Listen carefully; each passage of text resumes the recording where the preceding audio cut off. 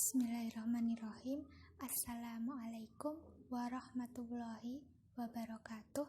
Kami dari kelompok 7 akan menjelaskan tentang fikih pada masa taklid yang beranggotakan dengan saya Veronica Zaratul Afifah, Agus Priyo Basuki, dan Wahidatul Mardiah.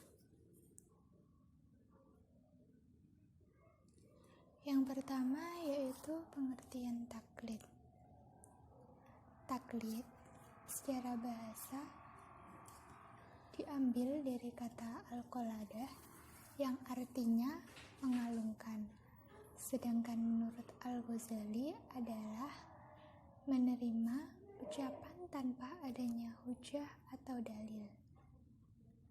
Sedangkan menurut Tajuddin yaitu mengambil pendapat orang lain tanpa mengetahui dalil. Menurut istilah, taklid adalah yang pertama, mengikuti pendapat orang lain tanpa dalil atau hujah dari pendapat tersebut.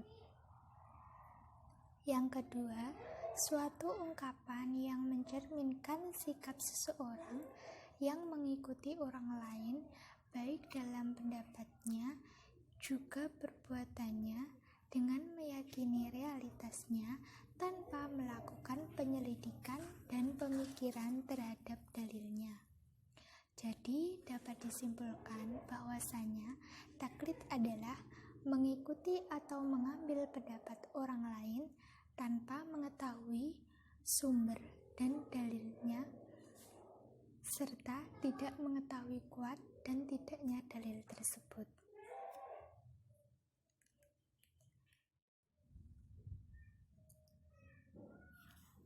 Dalam menghukumi taklid, menurut para ulama terdapat 3 macam hukum. Yang pertama, taklid yang diharamkan, yaitu taklid semata-mata mengikuti adat kebiasaan atau pendapat nenek moyang atau orang terdahulu yang bertentangan dengan Al-Quran dan Hadis.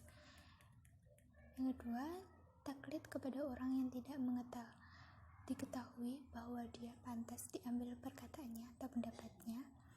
Selanjutnya, taklid kepada perkataan atau pendapat seseorang, sedangkan yang bertaklid mengetahui bahwa perkataan atau pendapat itu salah.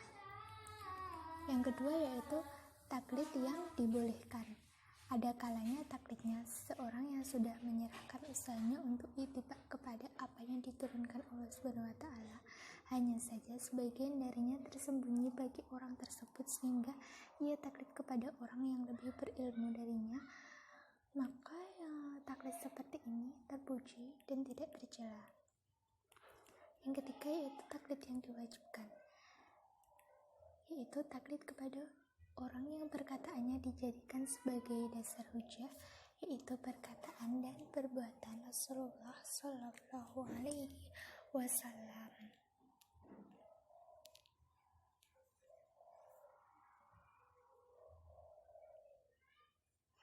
Kondisi fikih pada pasca imam madhab. Yang pertama yaitu masa taklid. Kegiatan ulama sebelumnya disibukkan oleh penelitian, peninggalan, dan penemuan hukum Allah dengan melakukan ijtihad sehingga menghasilkan pemikiran hukum yang baru dan orisinal.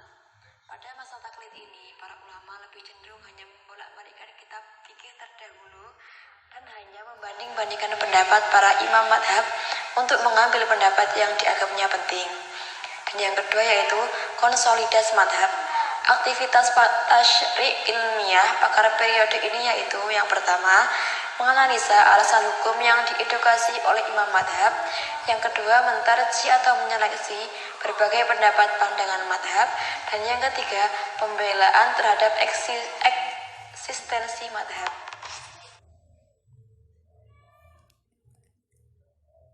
Yang selanjutnya yaitu stagnasi pemikiran dan fanatisme mazhab atau golongan.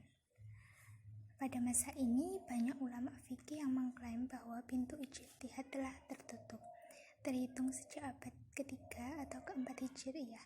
Sejak itu, banyak ulama fikih tenggelam dalam dunia taklid dan stagnasi, dan mereka mengharamkan selain mengikuti 4 mazhab dalam fikih.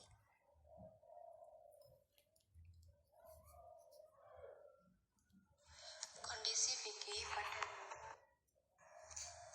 faktor-faktor terjadinya taklid menurut pandangan Muhammad Ali al-Syeikh, penyebab taklid yaitu adanya degenerasi pemikiran para hakim, berkembangnya pembentukan aliran-aliran fikih, munculnya perdebatan ahli hukum, berkembangnya sikap berlebihan dalam mengajarkan fikih mazhab, banyaknya kitab-kitab fikih, hilangnya kecerdasan individu, artinya seseorang hanya mengikuti tanpa mengetahui dalil-dalilnya.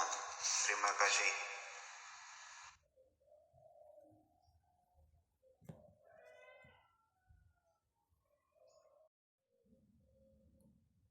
Wassalamualaikum warahmatullahi wabarakatuh.